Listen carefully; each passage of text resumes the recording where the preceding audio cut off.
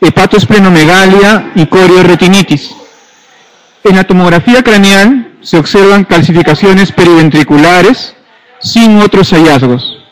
Con respecto al cuadro que parece presentar este paciente, señale la verdadera. ¿Clave? ¿Ah? ¿Ve? ¿Cuál es el diagnóstico primero? 31. ¿Diagnóstico? ¿Citomegalovirus? ¿Por qué citomegalovirus? Por las calcificaciones. Acuérdense de una mnemotecnia, ¿ya? CMV, CPV. ¿Ya? CMV, CPV. Citomegalovirus, calcificaciones periventriculares. ¿Ya? Eso es algo que les va a ayudar muchísimo. ¿Ya? Cuando no tengan ni la más mínima idea de la pregunta y solamente escuchan o leen calcificaciones periventriculares, dan gracias a Diosito y marcan, ¿no? Entonces, CPV, CMV, ¿de acuerdo? Citomegalovirus es la infección congénita más frecuente en la etapa neonatal, ¿ya? Es la infección congénita que casi la mayoría de nosotros la tenemos, ¿ya? ¿Podemos avanzar? Avanzamos. Sigue avanzando. Ahí. Anterior. El citomegalovirus es una infección que podemos adquirirla intraútero, durante el parto o posparto, ¿ya? Cuando se adquiere en forma primaria es porque el feto ha contraído la infección en una mamá que se ha infectado recién durante la gestación. Y eso, 30-50% de los pacientes van a tener infección intraútero. Eso significa que si la mamá se infectó previamente a la gestación, el riesgo de que su niño se infecte intraútero es únicamente menor del 1%, es decir, cuando no es primaria. Pero si la infección es primaria, es decir, la madre se infectó durante la gestación, el riesgo de que ese fetito tenga infección por citomegalovirus es de 30-50%. Si es que está en ese 30-50% que se infectaron, estos niños tienen dos posibilidades. El 10% son niños sintomáticos, con citomegalovirus sintomático. Y el 90% son CMV asintomáticos. Sin embargo, el que sean asintomáticos no significa que no tengan riesgo de secuela. De ese 90% que son asintomáticos, entre 10 a 15% van a ser secuelas. ¿Y cuáles son esas secuelas? La más importante es la sordera neurosensorial. Entonces, ante todo niño que no escucha, una de las cosas que tenemos que pensar es que puede ser una infección por citomegalovirus asintomática, ¿ya? El 59% de los pacientes con secuela tienen sordera neurosensorial. Otra alteración frecuente es déficit motor, ¿ya? Luego retardo mental, luego corioretinitis, luego convulsiones. Es decir, del 90% que son los pacientes que han hecho infección asintomática, 10 a 15% hacen secuelas. Pero del 10% que son sintomáticas, el 90% hacen secuelas. ¿Ok? En cambio, si ese citomegalovirus fue adquirido por una infección no primaria, es únicamente el 1% de todos los casos. Y si es ese 1%, el 99% es asintomático y solo 1 a 3% es sintomático. Y el riesgo de secuelas en los sintomáticos es de 80% y en los asintomáticos es de 10 a 15%. ¿Ok? Muy bien. Entonces, con todo esto, ahora vamos a contestar las claves. Un ratito, vuelve al anterior. Avanza a la siguiente. ¿Cuáles son las complicaciones más frecuentes? ¿Ya? manifestaciones dérmicas, manifestaciones hepáticas, hematopoyéticas, neurológicas, auditivas y visuales. Avanza. Sigue. Aquí vamos a ver las lesiones periventriculares en la tomografía. Son lesiones alrededor de todo el ventrículo. Siguiente. ¿Y cuáles son las lesiones por órganos, no? En la piel, lo más frecuente son las petequias, luego sigue la púrpura y la ictericia. A nivel biliar vamos a tener transaminasemia, hiperbilirrubinemia, hepatomegalia. A nivel hematológico, plaquetopenia, anemia, esplenomegalia. Y a nivel del sistema nervioso central, algo que es muy importante, tenemos microcefalia. Ojo, toxoplasma da hidrocefalia. Citomegalovirus da microcefalia, ¿ya? Citomegalovirus, rubiola, da microcefalia. Toxoplasma da hidrocefalia. Las típicas calcificaciones periventriculares que ya comenté, CMV, CPV, letargia, hiporexia, convulsiones. Auditivas, sordera neurosensorial, una de las más frecuentes. Y a nivel visual, corioretinitis. Muy bien, entonces, en este paciente, ¿es la segunda causa más frecuente de infección viral congénita? No, es la primera causa. ¿El 90% de los recién nacidos infectados estarán asintomáticos al nacer? ¿Qué dicen? Verdadero, ¿no? Es lo que habíamos comentado. El 90% son asintomáticos. ¿La manifestación más tardía y característica es una hipoacusia de transmisión? No, es una hipoacusia neurosensorial, no de transmisión, ¿no? Por lo tanto, la clave correcta es la alternativa B. B. 32. ¿Cuál de las siguientes manifestaciones no forma parte de la tetrada de Sabin? De Sabin, bueno, si quieren. Avanza, por favor. Perdón, retrocede. Retrocede. Sí, retrocedemos.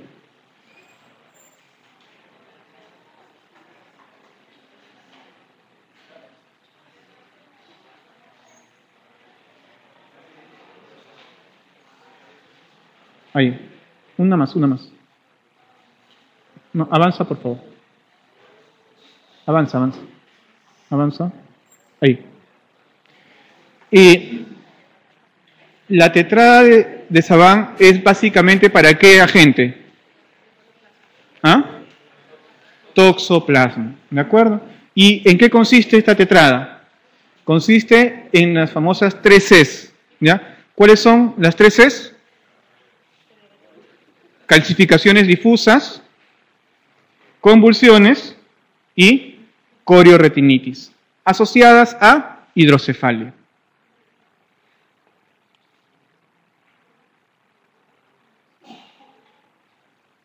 Entonces es corioretinitis, convulsiones, calcificaciones difusas, más hidrocefalia. Por lo tanto, ¿cuál es la que no forma parte? La alternativa B, cataratas. ¿Dónde se encuentran cataratas? ¿En qué infección congénita? Rubiola. Pregunta 33.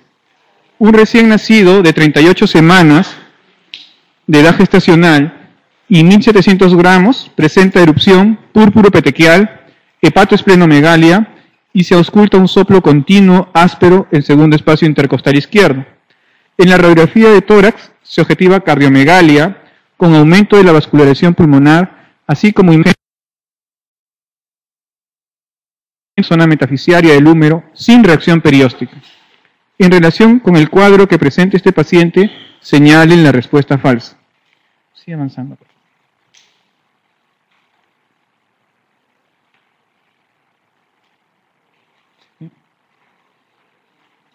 Ahí. ¿Clave?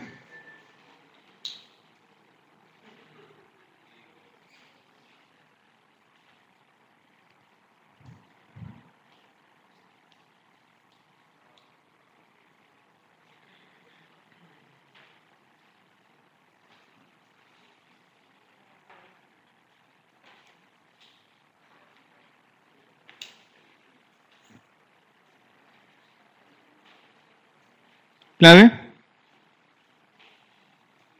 Primero, ¿qué infección es? Rubiola. ¿Por qué? ¿Por qué han visto el slide? ¿Qué cosas me dice que puede ser rubiola?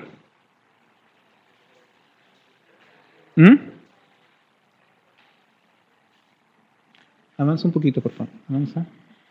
Avanza. Uno más. Ahí. ¿Cuáles son las manifestaciones clínicas de la rubiola congénita?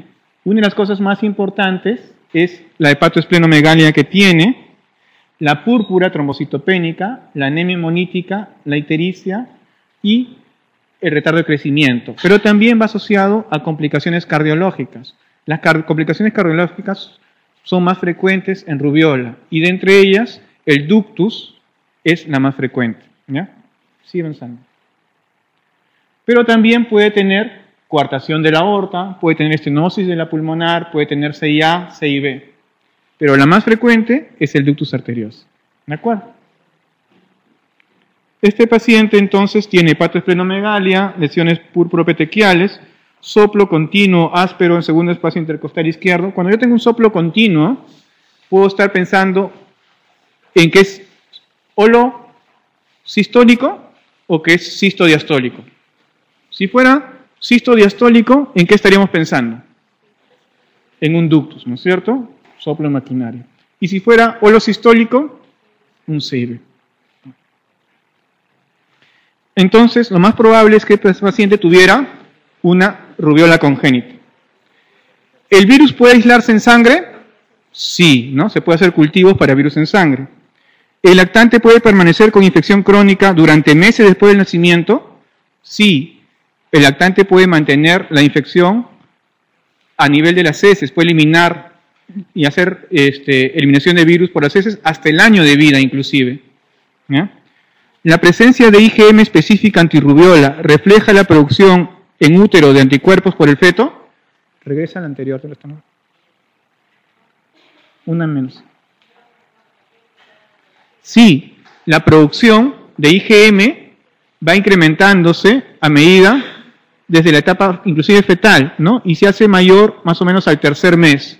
Ojo, que el IgM, cuando yo lo encuentro en el niño, siempre va a ser producida por el feto.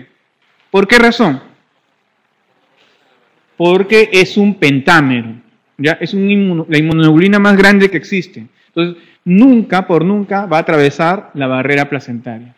Si encuentro IgG, ese IgG ¿puede ser de la madre, sí o no? Sí. Entonces, una IgG positiva no hace diagnóstico de rubiola neonatal, congénita, ¿no? Puede ser materna. Pero un IgM positivo, sí, yo tengo que sospechar fuertemente en que tenga una rubiola congénita. Ahora, entonces, la presencia de IgM específica antirrubiola refleja la producción en útero de anticuerpos del feto, verdadero. Si la infección se produce después de la 12ª semana de gestación, ¿es poco probable la asociación de una cardiopatía congénita? Sí, porque en las primeras semanas son donde se forma el corazón, ¿no es cierto? Entonces en la semana 12 ya los problemas cardíacos son mucho menos frecuentes. Cuando la madre contrae la infección en el tercer trimestre, aumenta el riesgo de infección del feto, pero el cuadro clínico es más leve. A ver, regresa un poquito.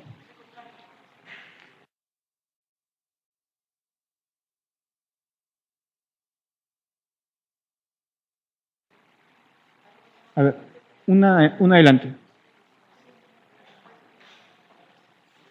A ver, retrocede, por favor. Retrocede.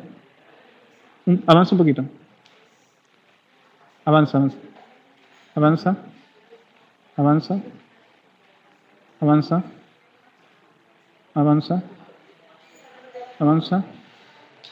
La anterior. Acá podemos ver la excreción del virus. La excreción viral, por ejemplo, se ve prácticamente hasta el año de vida, ¿no es cierto? Retrocede.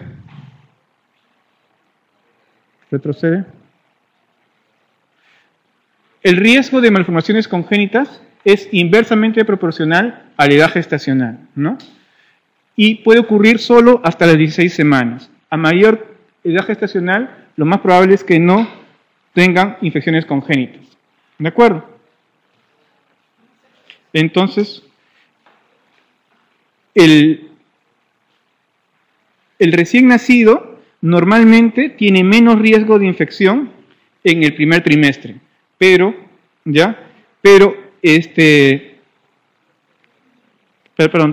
tiene más riesgo de infección en el primer trimestre, pero cuando nace el niño, si el niño nace y la infección es ocasionada después de las 16 semanas, es muy poco probable que tenga un compromiso con malformación congénita. O sea, en el tercer trimestre, el niño no tiene lesiones por infección por rubiola.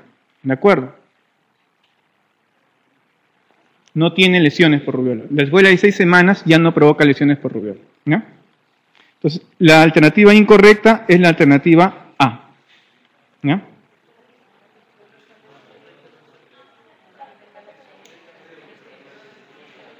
¿Ya? ¿Está claro? ¿Sí?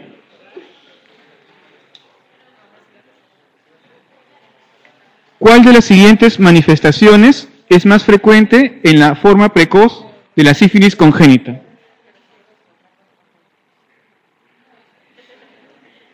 ¿Clave?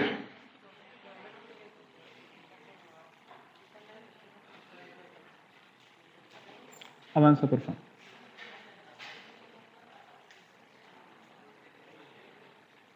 Avanza.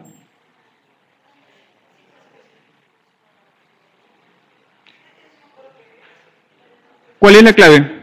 Sífilis congénita, forma precoz. Avanza. Más. Hasta llegar a sífilis.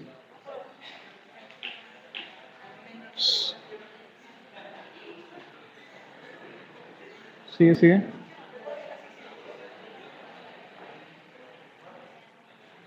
Sigue. Avanza. Sigue avanzando. Ahí está. Ok, la sífilis congénita tiene dos formas. La forma temprana y la forma tardía.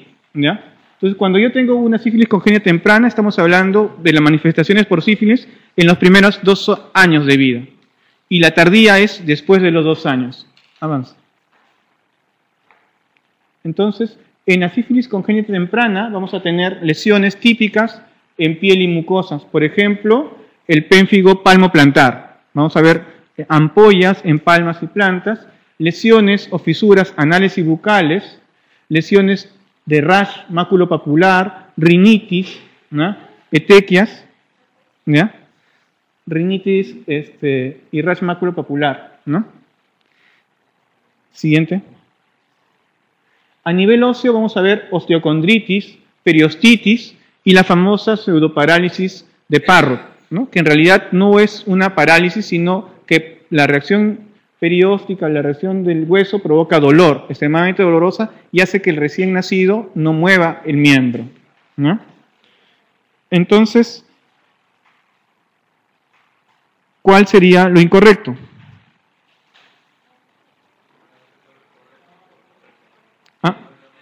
¿A cuál de las siguientes manifestaciones es más frecuente? O sea, de la mayoría hay, ¿no es cierto? Hay pénfigo sibilítico, hay rinitis, hay osteocondritis con reacción perióstica, pero ¿cuál es la más frecuente cuando yo tengo una sífilis congénita? Sobre todo en la sífilis congénita precoz. Recuerden que es una manifestación sistémica, ¿ya? Y en toda manifestación sistémica, en la etapa neonatal, vamos a tener visceromegalia, ¿ya? Entonces, lo más frecuente es la hepatoesplenomegalia.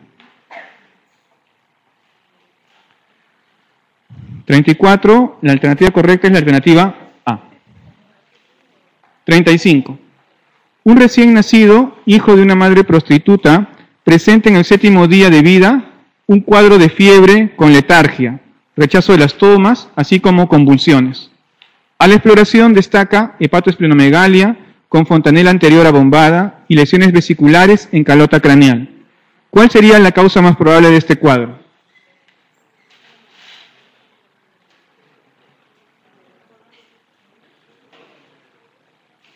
¿Qué opinan?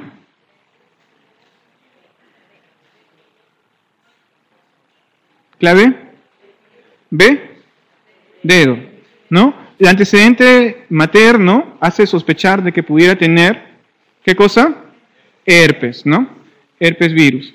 ¿Cuál es el herpes virus con más frecuencia se localiza en la zona genital?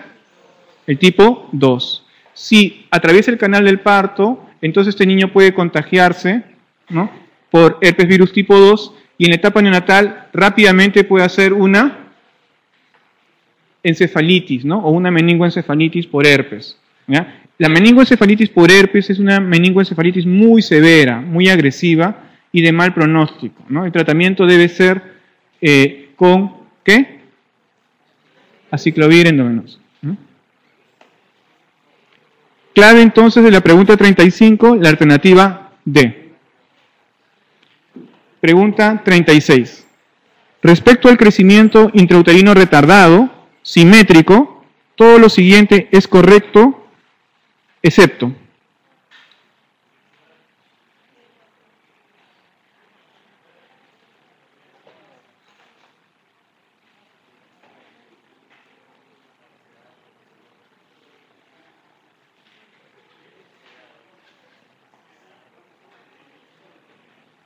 ¿Clave?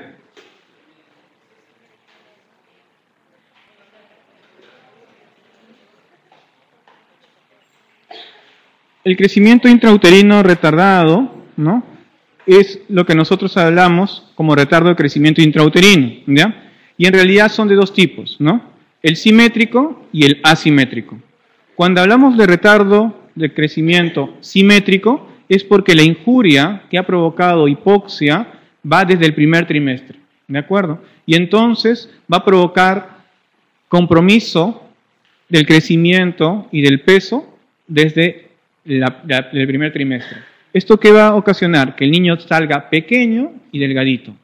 Entonces, un PEG simétrico es lo mismo que un niño que tenga una desnutrición crónica, ¿no?, si lo queremos comparar. Y en cambio, un PEG asimétrico es lo mismo que decir una desnutrición aguda. ¿Por qué? Porque un PEG asimétrico, el problema que ha ocasionado la hipoxia, lo hizo en el tercer trimestre. Pues era un niño que de repente ha estado creciendo y ganando bien de peso hasta el tercer trimestre, hace una injuria y entonces es delgado, pero de tamaño adecuado, ¿sí? Entonces, ¿qué diferencia hay en ser PEG simétrico o asimétrico? Casi siempre los PEG simétricos tienen más cantidad de problemas que los asimétricos. Los asimétricos tienen mejor pronóstico. Los PEG simétricos a la larga pueden provocar algo que se llama reprogramación de órganos, ¿no? Entonces, o remodelamiento de órganos. Entonces, son los niños que están más expuestos a que en la etapa adulta puedan tener, por ejemplo, en el riñón, proteinuria, puedan tener hipertensión, ¿ya? Entonces, tenemos que tener en cuenta eso. También es llamado hipoplásico o armónico, es correcto. El perímetro cefálico, la talla y el peso están afectados, es correcto. Las causas predisponentes actúan en fases precoces de la gestación, también es correcto. ¿Puede asociarse a malformaciones digestivas importantes? Sí, ¿ya? Tenemos que recordar que la hipoperfusión, ¿ya?, persistente puede asociarse a malformaciones digestivas, ¿ya? Por ejemplo, podemos ver que los pacientes, sobre todo los PEG simétricos prematuros, tienen más riesgo de NEC, ¿ya? ¿Aumenta el riesgo de hipoxia perinatal causando con frecuencia síndrome de aspiración meconial y enfermedad de membranas hialinas? No, ¿ya? El síndrome de aspiración meconial no está tanto por el riesgo de hipoxia persistente, sino es un cuadro de hipoxia aguda que ha provocado sufrimiento fetal agudo, ¿no?, en el niño. La 36, la alternativa incorrecta es la alternativa E. Un recién nacido de 1.600 gramos, con signos de asfixia y repetidos episodios de apnea, comienza el tercer día con vómitos, distensión abdominal y deposiciones hemorrágicas. El diagnóstico más probable será... ¿Clave? ¿Cuál? Enterocolitis necrotizante. Acuérdense, el diagnóstico de enterocolitis necrotizante va asociado a manifestaciones clínicas y manifestaciones radiológicas, ¿ya? Las manifestaciones clínicas son las que han sido descritas, ¿no? Distensión abdominal, deposiciones con sangre, ¿ya? Y manifestaciones radiológicas, lo más típico son las imágenes como pompas de jabón a nivel de ¿dónde? De la pared intestinal. Eso tiene un nombre. ¿Cómo se llama? Neumatosis intestinal. ¿No es cierto? Entonces, esas burbujas de aire en la pared intestinal son típicas de neumatosis intestinal y nos hace hacer diagnóstico de NEC. Ojo que existen indicaciones para cirugía en NEC. ¿Cuáles son las indicaciones de cirugía? Primero, ruptura intestinal, ¿no? Que haya neumoperitoneo, que haya aire. Y segundo, que haya pus a nivel abdominal, ¿no? Hacemos una paracentesis y encontramos pus en el abdomen. Esas son las dos indicaciones de intervención quirúrgica en NEC. Por lo tanto, la pregunta 37, la alternativa correcta es la alternativa D.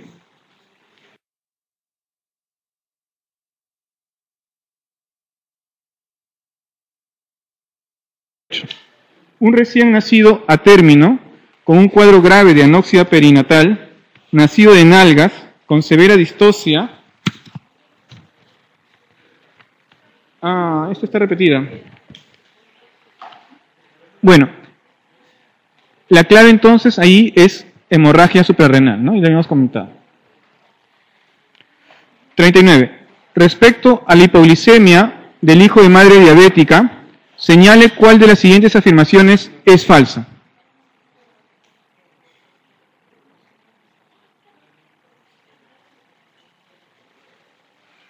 ¿Clave?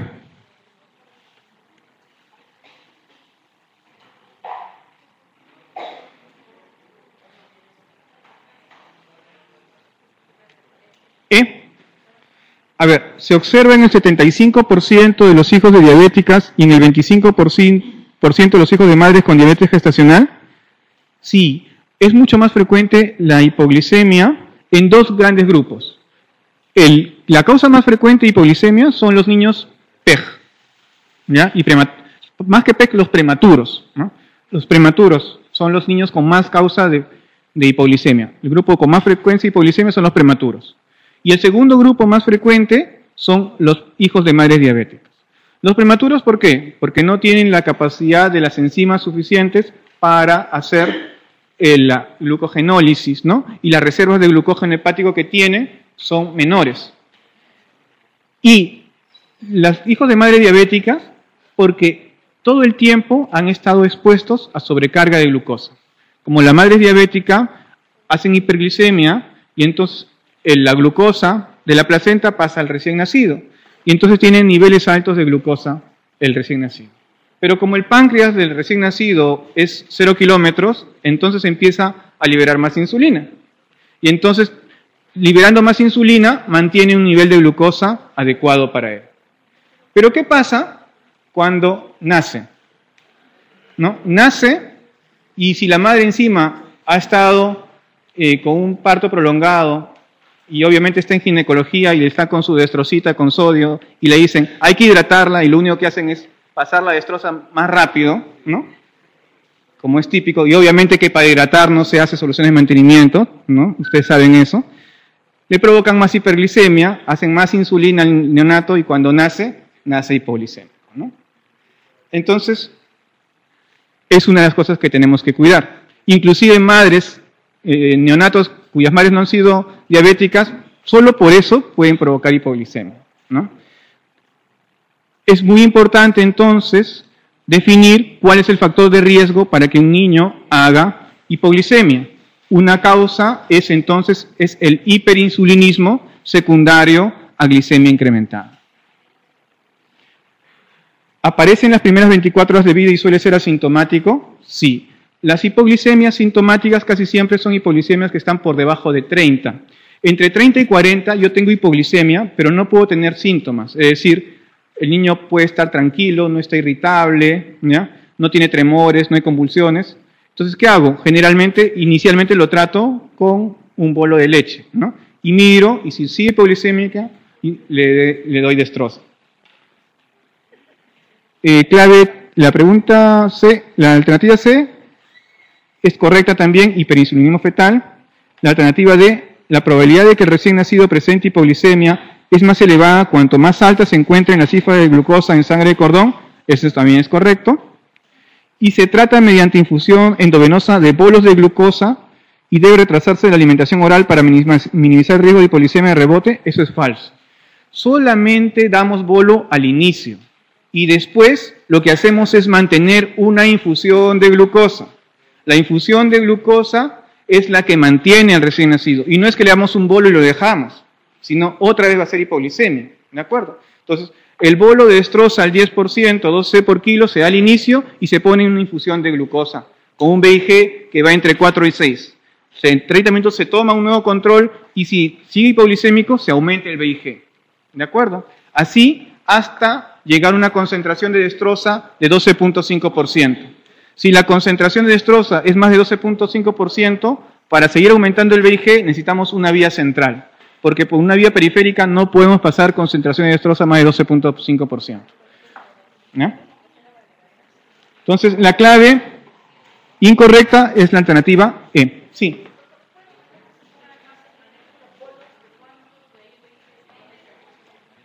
Voy a repetir otra vez. Normalmente, cuando un neonato está hipoglicémico, hablamos de hipoglicemia cuando está por debajo de 40. ¿Ya? Y ahí tenemos dos grandes grupos. Los que están por debajo de 30 y los que están entre 30 y 40. Los que están por debajo de 30, a todos se les maneja con bolo de destroza endovenoso al 10%, 12 C por kilo, y luego una infusión de glucosa. Pero los que están entre 30 y 40, podemos mirar, ¿tienen síntomas o no tienen síntomas? Si están sintomáticos, se le da su bolo de destroza y se le coloca un BIG. Pero si están asintomáticos, le podemos dar leche bioral y lo miramos, ¿no?, en 20 a 30 minutos. Si vuelven a estar hipoglicémicos, ahí sí le colocamos su bolo. ¿De acuerdo? Una vez que tiene su bolo de destroza y su BIG, 30 minutos después le volvemos a controlar con un hemoglucotest. Si esa glucosa sigue baja, entonces le aumentamos el BIG y le ponemos otro bolo. ¿De acuerdo? Hasta ir titulando, hasta encontrar una glucosa normal. Si en el camino de esa titulación yo requiero concentraciones de destroza mayores al 12.5%, ya no puedo utilizar una vía periférica. Tengo que utilizar una vía central. ¿Y cuál es la vía central más accesible? La vena umbilical. ¿De acuerdo? Muy bien, entonces la pregunta 39 es la alternativa E. 40. Señale cuál de las siguientes respuestas es incorrecta en relación con la poliglobulia del recién nacido. Sigue avanzando, por favor. Sigue.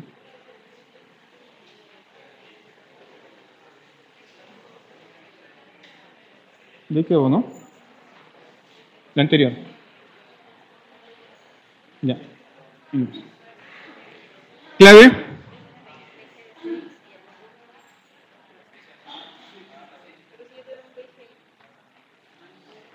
A ver. ¿El hematocrito medido en sangre capilar tiene que ser más de 66%? ¿Qué dicen? ¿Ah? ¿Cuándo hablamos de policitemia o poliglobulia? Cuando el hematocrito está mayor de... ¿Ah? Mayor de 65%. ¿En qué sangre? Sangre venosa, ¿ya? No en sangre capilar, ¿ya? Es en sangre venosa. Ojo, que la sangre capilar, es decir, cuando yo le tomo del taloncito con un capilarcito, esa sangre capilar hace que el hematocrito se incremente. Y cuando le tomo de la arteria, el hematocrito puede disminuir. ¿Ya? Entonces, no hagan trampa. ¿Ya? Cuando yo tomo un hematocrito a un neonato y tengo policitemia, igual tengo dos grandes grupos. Aquel neonato que tiene policitemia de 70 o más, y en el cual se hace exsanguíneo transfusión parcial sí o sí, y aquel en que está entre 65 y 69. En esos pacientes 65-69 se ve si tienen síntomas o están asintomáticos. Si están sintomáticos, es igual a exsanguíneo. Si están asintomáticos, se les da leche bioral y se le controla. Y vemos en un par de horas cómo va. ¿De acuerdo?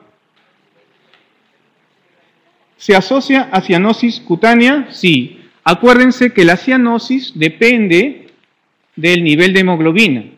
Por definición, cianosis es hemoglobina reducida a más de 5 gramos por decilitro. ¿De acuerdo? Si yo tengo un hematocrito en 66, ¿cuánto será su hemoglobina? 22, ¿no? La tercera parte. Y si de los 22 yo necesito 5, ¿será fácil o será difícil la que llegue a 5 de hemoglobina reducida? Será bastante fácil, ¿no? Es decir, yo no necesito tener hipoxia para tener hemoglobina reducida a más de 5 si tengo policitemia severa. ¿De acuerdo? Y eso es muy importante. Por esa razón es que yo tengo cianosis periférica en la policitemia, sin cianosis. Y al revés, yo puedo tener un paciente muy anémico, con una hemoglobina en 6. Está con una neumonía severa y no hace cianosis. Y dicen, no hace cianosis, no tiene un distrés severo. ¿Será factible que él haga cianosis con una hemoglobina en 6? Imposible, tendría que ser casi toda su hemoglobina. ¿Ya? Entonces hay que tener en cuenta eso para ver la cianosis. ¿Ya? Entonces la pregunta 40, la alternativa incorrecta es la alternativa A. 41. Un recién nacido de 5 días, cuyo peso al nacer fue de 2.800, actualmente tiene 2.700 gramos. Presenta ictericia hasta tórax.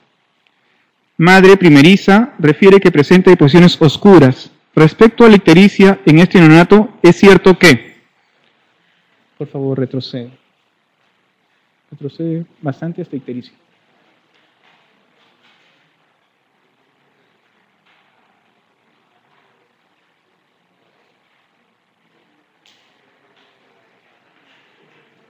¿Clave?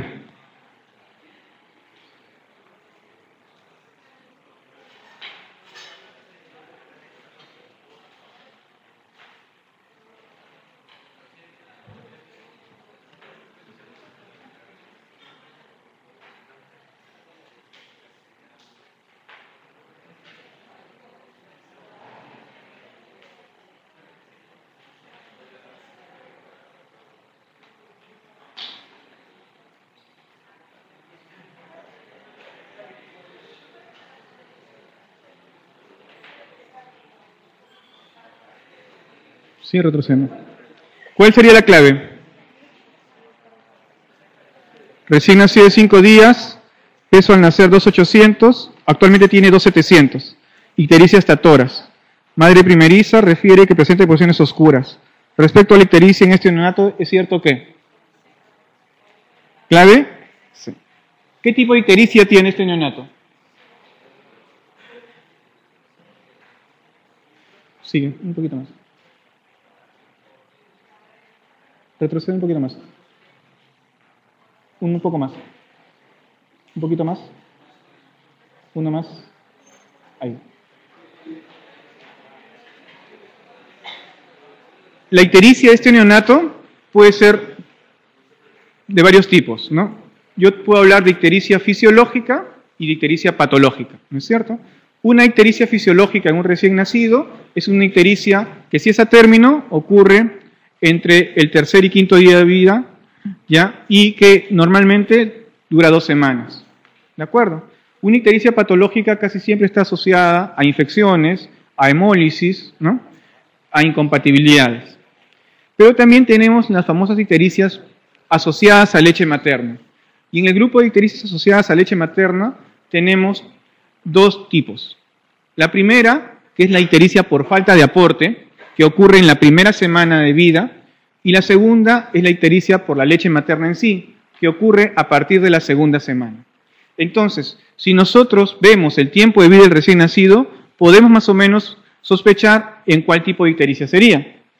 Si tiene 5 días y recién hace ictericia hasta tórax, ¿creen que será una ictericia por incompatibilidad? No, es muy poco probable, ¿no es cierto? Nos quedaría 2 causas. Podría ser ictericia por leche materna en sí. No, porque ocurre después de la segunda semana. O es una ictericia por falta de aporte, o es una ictericia fisiológica. ¿De acuerdo?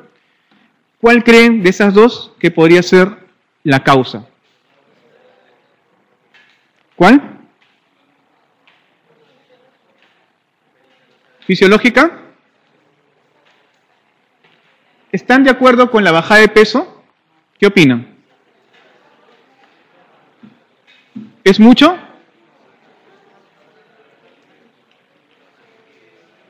Normalmente al 5.º día ya no debería estar recuperando su peso en su vida. ¿Qué otra cosa más me dice que este niño de repente no ha estado recibiendo un buen aporte? Las deposiciones, ¿no? ¿A los cuántos días las deposiciones ya tienen que ser amarillentas? Entre el segundo y tercer día, ¿de acuerdo? Tiene 5 días y tiene deposiciones oscuras, deposiciones meconiales. Significa que el tránsito intestinal ha sido lento. Y para que haya un tránsito intestinal lento, significa que el aporte ha sido bastante pobre. Entonces, lo más probable que este recién nacido tenga una ictericia, ¿no?, en la cual su principal problema sea una falta de aporte, ¿no? Y esta aparece a la mitad de la primera semana. ¿De acuerdo?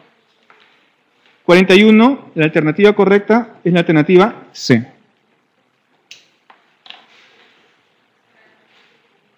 C de casa. ¿Cuál es el tratamiento?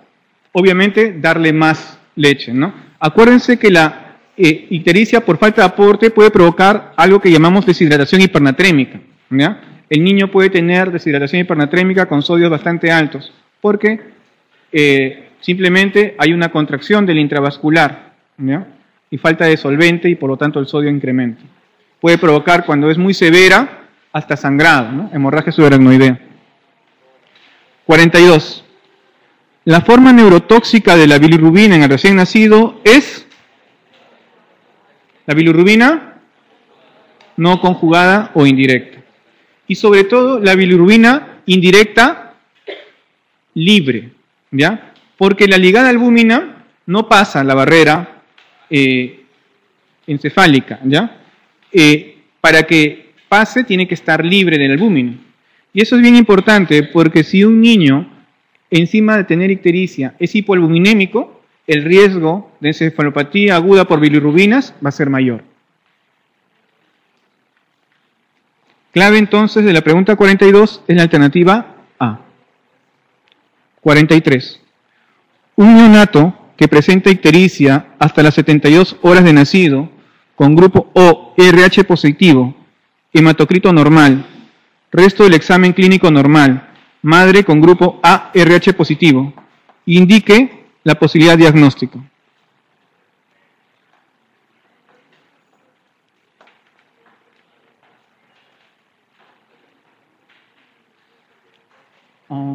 Retrocede un poquito.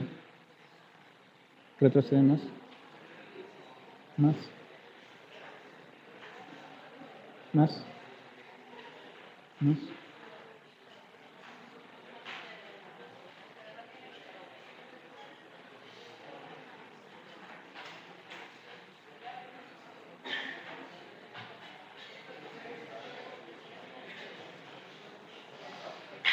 Ya, ahí nomás. Avanza un poquito. Avanza. Un poquito más. En la anterior. Ahí. ¿Cuál sería la clave?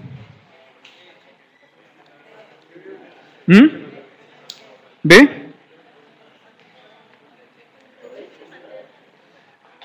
Tenemos un niño con ictericia a las 72 horas de vida. para que haya incompatibilidad de grupos, ¿qué es lo que se necesita? ¿Ah? ¿Cómo debe ser la madre? Del grupo O, ¿de acuerdo? Para incompatibilidad ABO. ¿Por qué? Porque si la madre es del grupo O, va a tener anticuerpos contra A y contra B. Y esos anticuerpos pueden atravesar la placenta, ¿no? Y estar en el niño, ¿de acuerdo? El niño tiene que ser o grupo A o grupo B, ¿de acuerdo? ¿Cómo es el niño? ¿Ah? ORH positivo y la madre es ARH positivo. ¿Habrá posibilidad de incompatibilidad? No, ¿no es cierto?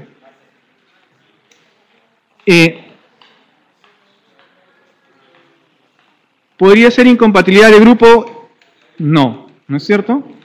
¿Puede ser sepsis neonatal con un examen clínico normal? No. ¿Hipotiroidismo con examen clínico normal? No. ¿Deficiencia enzimática de los glóbulos rojos? No, porque tendría que haber una hemólisis intensa, ¿no es cierto? Con hematocrito normal. Entonces, lo más probable es que aquí sea ictericia por leche materna, ¿no? En este caso sería por falta de aporte, ¿no? No por la leche materna en sí. Claro, es por falta de aporte y el otro es por lactancia. 43, alternativa B. 44. Señale la afirmación falsa de entre las siguientes respecto a la ictericia fisiológica.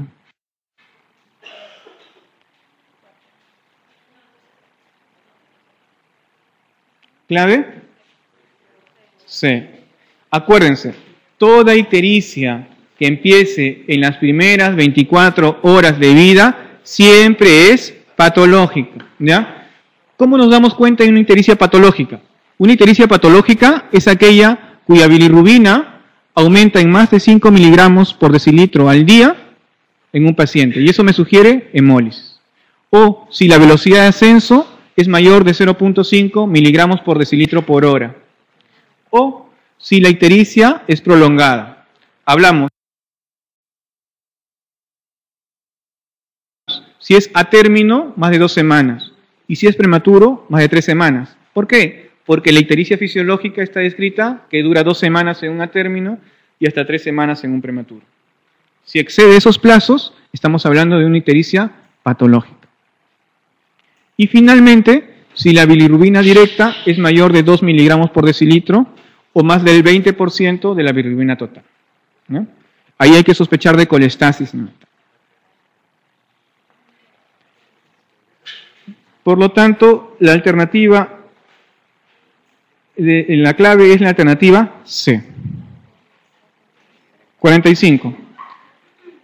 En relación a la ictericia por lactancia materna o síndrome de Arias, es falso que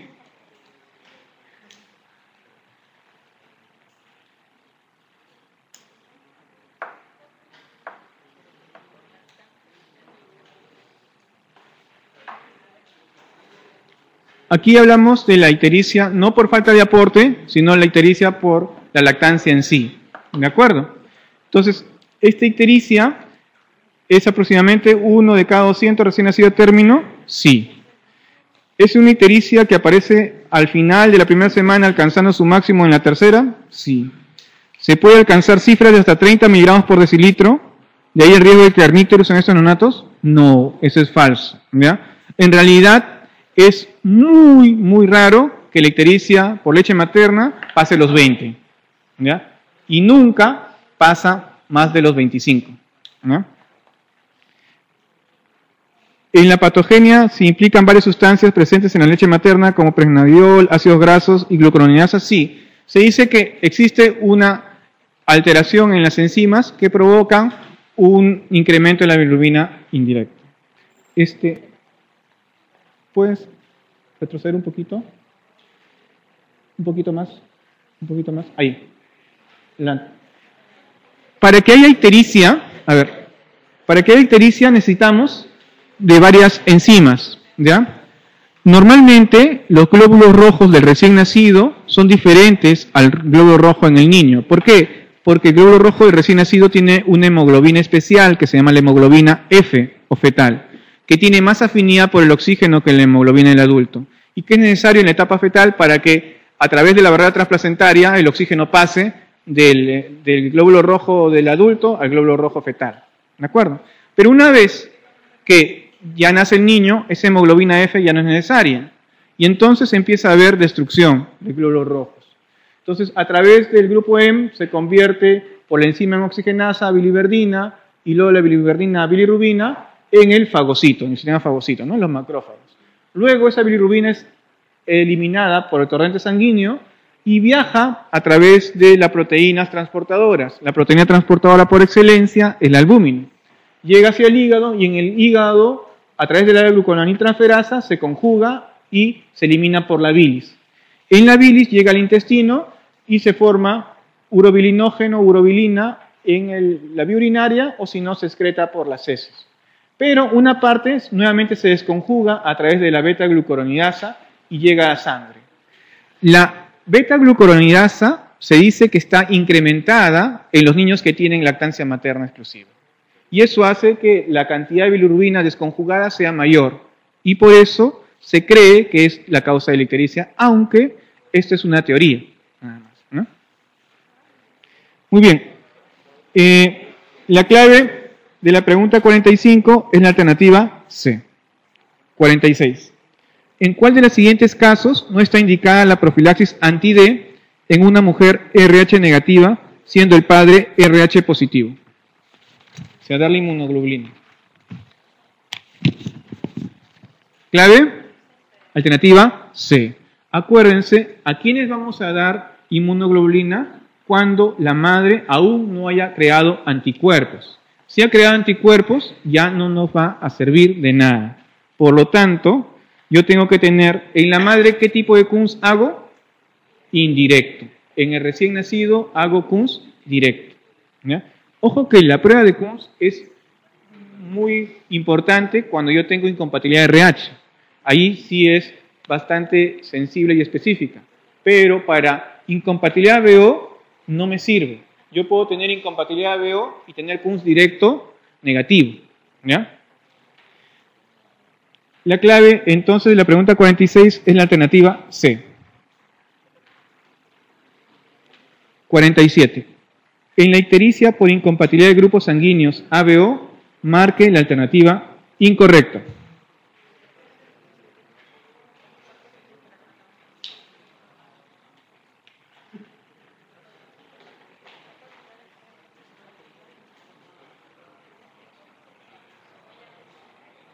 ¿Clave? Alternativa C, ¿no? Acuérdense, para incompatibilidad BO, los anticuerpos los tiene la madre desde que nace. En cambio, para incompatibilidad RH es necesario tener una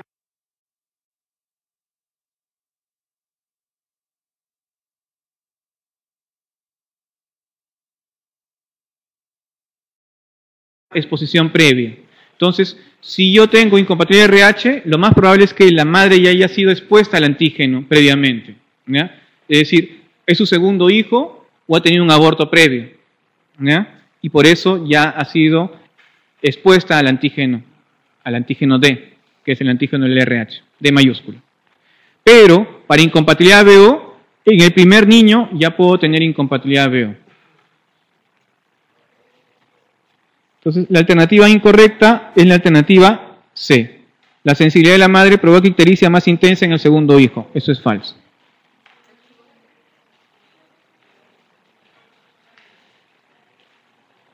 Todo el resto es correcto. 48. ¿Cuál de las siguientes afirmaciones es falsa respecto a la ictericia fisiológica del recién nacido?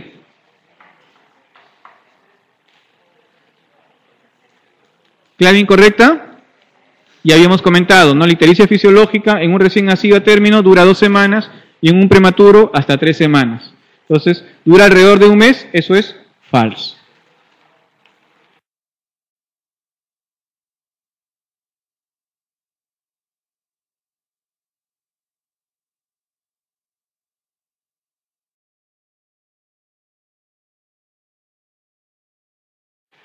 Recién nacido de 36 semanas de edad de gestación, con 7 días de vida, que desde el tercero presenta una ictericia que ha ido en aumento. La madre es primigesta, tiene un grupo sanguíneo A, RH negativo, y el niño es O, RH positivo. El séptimo día tiene una bilirrubina total de 12, a expensas de la fracción indirecta. El niño tiene buen estado general y los valores de hematocrito, hemoglobina y reticulocitos son normales.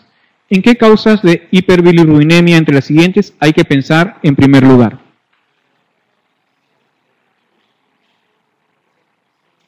¿Clave? ¿C? ¿A? ¿Puede ser C? La madre es RH negativo y el niño es RH positivo. ¿Ah? ¿Por qué no es? ¿Ah? El tiempo. Pero algo más importante, que lo cual yo puedo decir, estoy seguro que no hay incompatibilidad. Puede haber tenido un aborto. ¿Ah? ¿Cómo está el hematocrito, la lámina periférica y los reticulocitos? Normales. Para que haya incompatibilidad debe haber hemólisis. No hay incompatibilidad sin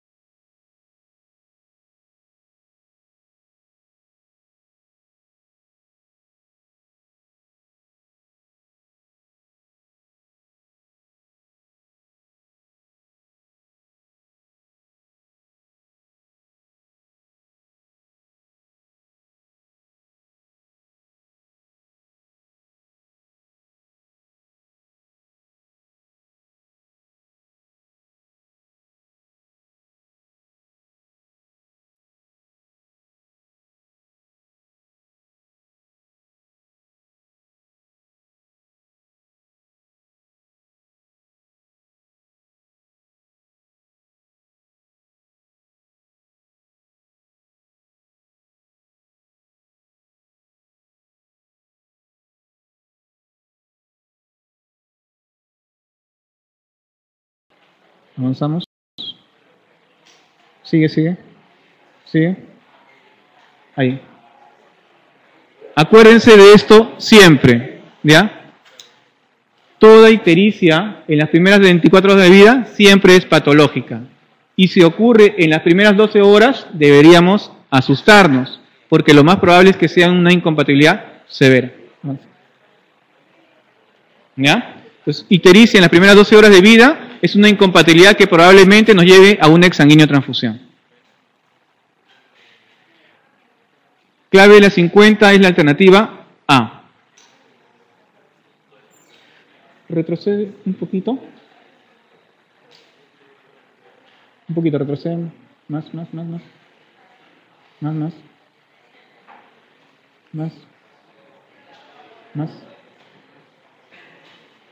Ahí.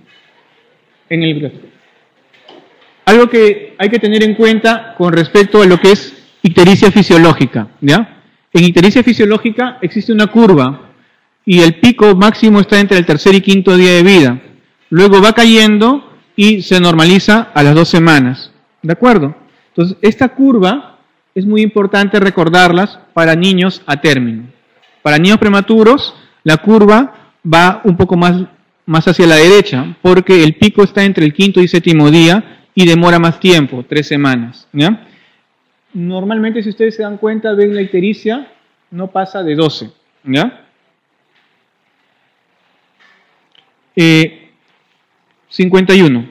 Ante un recién nacido de 42 semanas de gestación que presentó desaceleraciones tipo 2, la clave es intubación traqueal y aspiración. 52. Recién nacido de 36 semanas de edad gestacional, presenta a las 2 horas de vida polipnia, retracción subexternal y subcostal con jengibre expiratorio. Precisa administración de oxígeno, alcanzando un FiO2 máximo de 0.35, con lo que mejora el cuadro tras 6 horas de evolución. Respecto a este cuadro, señala la afirmación que no es cierta.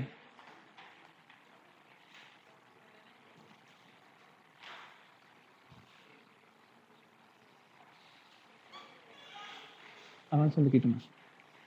Avanza.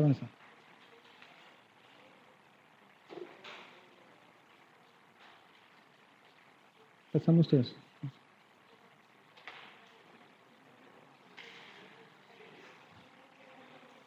¿Clave?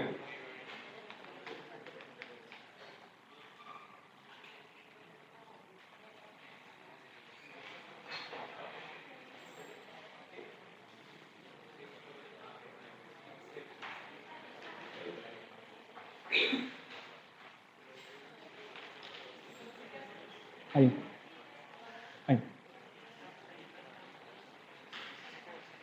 Hay que recordar, es prematuro. Cuando uno ve un niño prematuro, lo primero que uno piensa es en membranas hialinas. Pero hay que acordarse a qué edad gestacional se forma el surfactante. ¿De acuerdo? El surfactante empieza a formarse a partir de las 28 semanas. ¿Ya? Y entonces la maduración normal de un recién nacido, podemos tener membranas hialinas hasta las 32 semanas. Por encima de las 32 semanas, la posibilidad de tener membranas hialinas es menor, salvo que haya consumo de surfactante, que es una entidad en donde yo tengo surfactante, pero ante una injuria en el parto, por estrés, consumo mi surfactante y hago una enfermedad tipo membranas hialinas. ¿Ya? Pero lo más frecuente es en prematuros más pequeños de 32 semanas. Este recién nacido tiene 36 semanas. Lo más probable es que membranas hialinas no la tengan. Sobre todo si es que mejora con oxígeno a un FiO2 tan pequeño como 0.35. ¿Ya? Y otra cosa interesante de este recién nacido, ¿ya?, es que mejora pronto, en 6 horas de evolución. ¿Ya? ¿Eso a qué me haría pensar? En que lo más probable es que sea una taquipnia transitoria. Entre los factores predisponentes destaca un parto vaginal rápido o por cesárea, así como una sobrehidratación materna verdadera. Se trata de un síndrome de Avery, o también conocido como distrés respiratorio tipo 2, también es correcto. El tipo 1 es membranas hialinas, ¿no? Los pacientes suelen recuperarse alrededor de las 2 semanas de edad. No, se reponen rápido, 48 a 72 horas. ¿Ya? En la radiografía de tórax se observan marcas vasculares prominentes con líquido en las cisuras, hiperinsuflación y ocasionalmente derrame. Sí, es la placa típica, ¿no? Avanza un poquito. Hay una imagen típica de la radiografía de tórax de la taquipnia transitoria que se llama corazón peludo, ¿no? Es imagen como si tuviera un mango completamente chupadito, ¿ves? Los pelitos. Avanza, uno más. Aquí se puede ver la imagen de hiperinsuflación, ¿ya? Los pulmones se ven más oscuros y unas zonas de tracto hacia abajo. ¿Puede apagar la luz un ratito? Okay. La otra. Esa. Las dos. ¿Ah?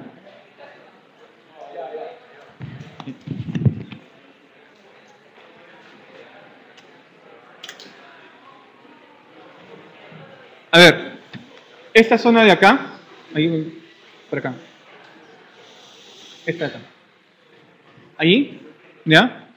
Esa zona, se ve zona en la silueta cardíaca como tractos, ¿de acuerdo? y la hiperinsuflación bilateral de los pulmones nos hacen sospechar en una taquipnea transitoria.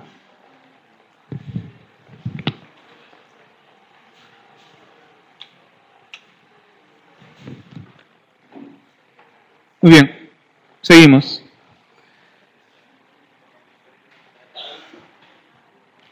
Pregunta 54. Recién nacido, prematuro, de 34 semanas de gestación, hijo de madre diabética, comienza al poco tiempo de nacer con taquipnea, quejido expiratorio, cianosis y bamboleo abdominal. En la radiografía se observa un patrón retículo nodular con broncograma aéreo. El diagnóstico más probable será...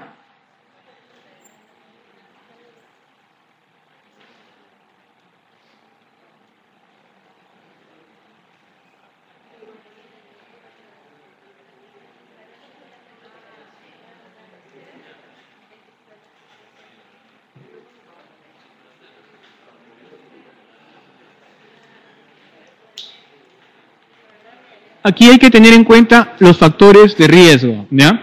Una de las cosas que tenemos que tener en cuenta para membranas hialinas son factores de riesgo. Y un factor de riesgo importante es ser hijo de madre diabética. El hijo de madre diabética es un factor de riesgo para membranas hialinas, ¿ya? Además, la taquipnea con quejido, cianosis y el patrón retículo nodular con broncograma aéreo nos hace sospechar en membrana hialina. Obviamente que el diagnóstico diferencial es una neumonía, ¿no? Entonces, en membrana hialina, si bien uno piensa en membrana hialina y le da surfactante, siempre los primeros días los cubre con antibióticos hasta ver respuesta, ¿ya? Pero el diagnóstico más probable por los antecedentes maternos es de membrana hialina. 54, clave C.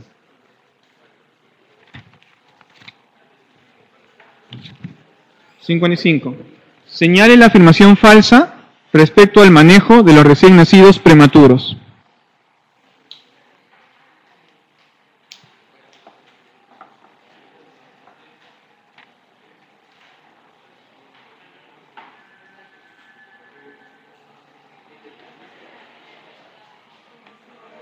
¿Clave?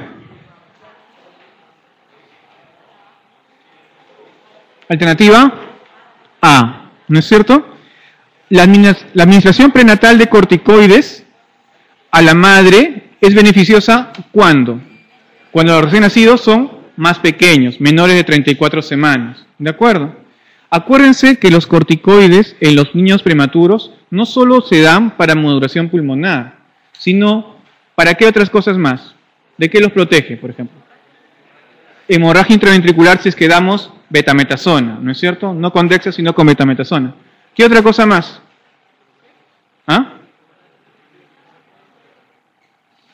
Evita enterocolitis necrotizante. Promueve la modulación renal. ¿De acuerdo? Entonces tiene muchos más factores beneficiosos que únicamente la maduración del pulmón y la producción de surfactante. Entonces, la clave incorrecta es la alternativa A. Todo el resto sí es correcto.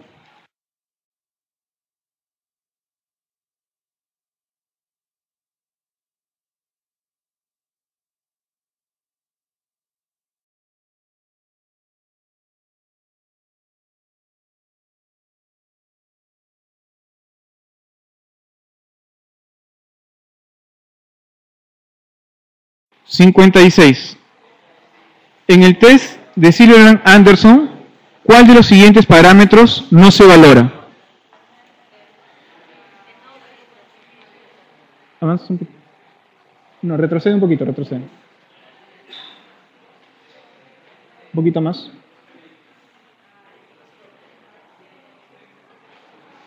Ahí. En el dibujito, Ahí. A ver, el test de Silverman-Anderson es un test que me ayuda a evaluar objetivamente el distrés respiratorio neonatal y tiene 5 parámetros. Primero es el movimiento respiratorio. Segundo son las retracciones, que pueden ser intercostales, subsifoideas y luego es la dilatación de las narinas o el aleteo nasal y finalmente es el estridor. perdón, el quejido.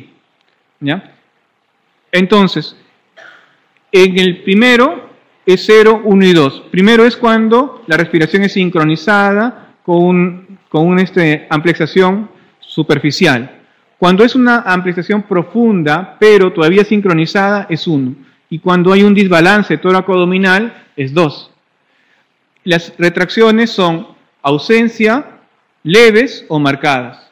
Y la dilatación de las narinas es ausente, mínima o marcada. El quejido es ausente, audible con estetoscopio y audible sin estetoscopio. ¿De acuerdo? Entonces, el distrés respiratorio, si yo tengo un distrés respiratorio de 7 o más, en la escala de Sirven-Anderson es un distrés respiratorio severo y probablemente requiera soporte. Por lo tanto, ¿qué es lo que no se evalúa? Cianosis. La incorrecta es la alternativa B. 57. La hemorragia intraventricular es mucho más frecuente en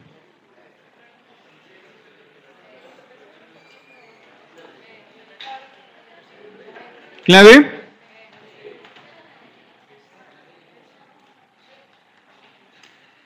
recién nacidos a términos para su edad gestacional, no. Recién nacidos prematuros, menores de 36 semanas, sí, ¿no? Entonces, lo correcto. La alternativa correcta es la alternativa B. Acuérdense que la hipoxia, la variación del CO2, estar en ventilación mecánica. ¿Ya? 58. ¿Cuál de los siguientes es un criterio aceptable para dar de alta a un recién nacido prematuro de la unidad neonatal?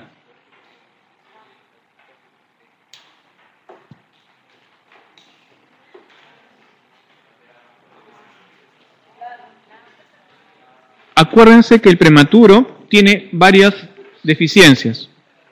Una deficiencia es la succión. Normalmente el reflejo de succión se da luego de las 28 semanas. Si yo tengo un neonato menor de 28 semanas, probablemente no pueda succionar y tenga que alimentarse con sonda de alimentación. ¿Ya?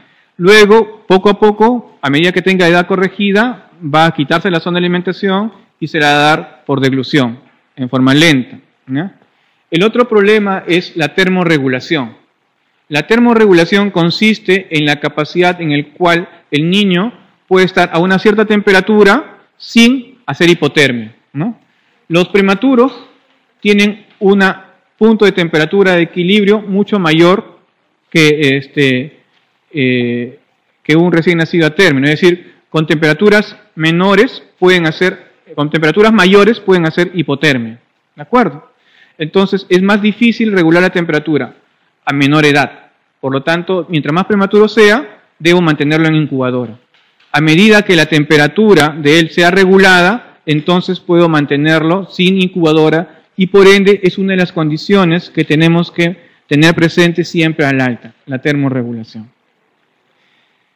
Normalmente el niño, ya habíamos comentado, tiene que mantener su peso de nacimiento a los 10 días, ¿no? Pero lo ideal es que durante el primer mes ganen entre 20 a 30 gramos por día. ¿Ya? En la primera semana obviamente no, luego a partir de la semana van a ganar entre 20 a 30 gramos diarios. Y a partir del segundo mes ya ganan 20 gramos día. ¿El niño puede tolerar alimentación con gastrocrisis? ¿El niño puede reaccionar a los estímulos externos? No. Entonces, la clave correcta es la alternativa A. Señale la respuesta falsa referente a la valoración del recién nacido. Nos vamos a la primera, los primeros slides. Retrocedemos.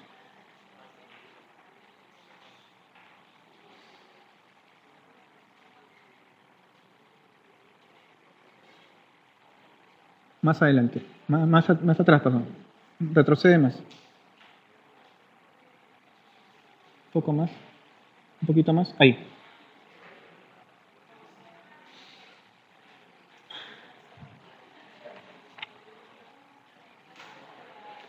¿Cuál es la clave? 59.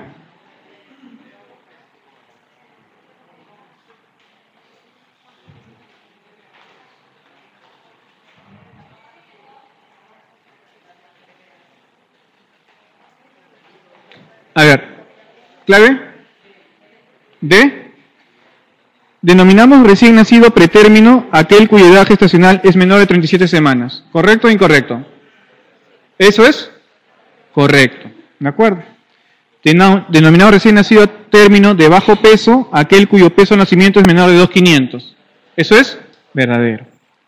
La edad gestacional se puede valorar por la fecha de la última regla desde el punto de vista obstétrico o bien con el test de Dubowitz o el de Ballard aplicado al recién nacido. ¿Eso es? Verdadero. ¿Cuándo usar Ballard? ¿Y cuándo Capurro, ¿no? o Dubowitz? ¿Ah? Cuando es prematuro se usa el Ballard. ¿De acuerdo?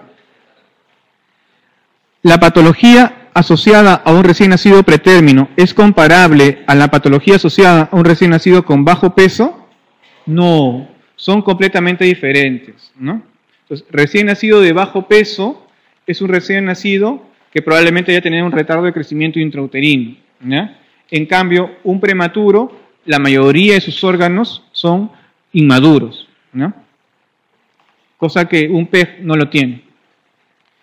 La clave de la pregunta 59 es la alternativa D. 60. Los recién nacidos posttérminos y postmaduros se caracterizan por lo siguiente, excepto.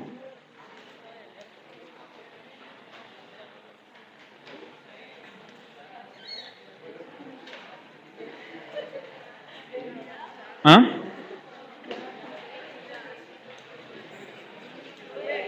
¿Ah? ¿D?